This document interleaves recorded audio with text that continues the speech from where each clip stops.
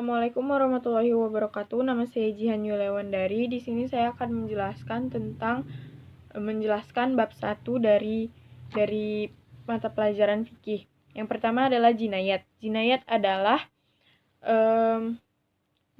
adalah kata jamak dari jana dan jana atau yajni. Yang artinya memetik. Dalam istilah hukumnya yaitu delik atau hukum pidana. Jinayat terbagi menjadi dua, yaitu jinayat an-nafsi. Jinayat an-nafsi adalah hukum pidana pembunuhan. Jinayat an-nafsi terbagi menjadi 3, yaitu pembunuhan dengan secara sengaja, pembunuhan dengan semi sengaja, dan pembunuhan dengan tidak sengaja. Yang kedua adalah jinayat duna an-nafsi, yaitu penganiayaan terhadap seseorang tetapi tidak sampai merenggut nyawanya. Yang kedua ini adalah hukum pembunuhan dalam Islam. Dalam Islam, hukum pembunuhan dicap sebagai haram atau dilarang.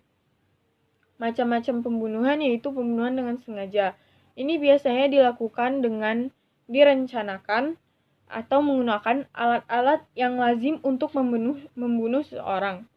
Yang kedua adalah pembunuhan semi sengaja, yaitu pembunuhan dengan alat yang diperkirakan tidak akan membunuh. Yang ketiga adalah pembunuhan dengan tidak sengaja. Pembunuhan ini benar-benar seperti kecelakaan atau sebagainya. Hukumannya yaitu pembunuhan dengan sengaja, yaitu pembunuhan dengan sengaja hukumannya adalah hukuman asli, biasanya dengan kisos. Hukuman pengganti biasanya dengan diat atau takzir. Dengan diat dan takzir. Hukuman dan yang terakhir adalah hukuman tambahan.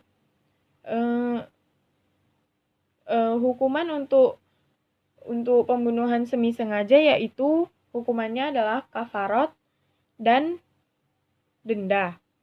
Kafarat atau denda. Hukuman untuk pembunuh tidak sengaja yaitu hukuman aslinya diat dan kafarat. Hukuman pengganti yaitu puasa 2 bulan. Yang ketiga ini adalah kisos. Kisos adalah hukuman bagi para pelaku jinayat yang diberikan secara setimpal dengan jinayatnya tersebut. Biasanya kisos terbagi menjadi 2, yaitu kisos jiwa. Kisos jiwa ini untuk hukuman para pembunuh. Sedangkan kisos anggota badan yaitu untuk para pelaku jinayat dengan cara penganiayaan atau menghilangkan manfaat anggota tubuh. Syaratnya adalah yang pertama bukan orang jahat, yaitu dia membunuh seseorang yang melakukan kejahatan seperti zina, orang murtad, orang kafir, dan sebagainya. Pembunuh sudah balik atau berakal. Biasanya yang termasuk ini seperti anak kecil atau orang gila itu tidak diwajibkan untuk mendapatkan kisos. Pembunuhan bapak pada anak. Jika bapak yang membunuh anak itu tidak wajib mendapatkan kisos, tetapi jika anak yang membunuh bapaknya itu wajib mendapatkan kisos. Yang keempat ini sama derajatnya dengan orang yang membunuh. Misalnya, dia yang membunuh ini derajatnya sama dengan yang dibunuhnya, maupun itu dalam agama, kekuasaan, kemerdekaan, dan perbudakan. Kisos anggota badan juga jika lukanya luka yang ditinggalkan besar itu wajib mendapatkan kisos. Sebaliknya jika luka yang didapatkan tidak berat, maka dia mungkin tidak wajib mendapatkan kisos. Yang keempat adalah diat. Diat adalah denda yang diberikan kepada para pelaku jinayat. Macam-macam diat adalah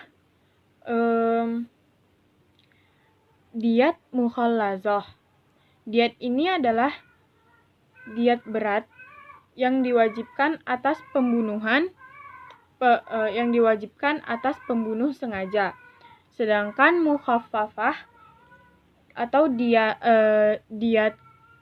ringan ini biasanya diwajibkan atas pembunuh yang tidak disengaja. Kafarat yaitu berarti membersihkan. Kafarat ini terbagi menjadi dua, yaitu kafarat pembunuhan.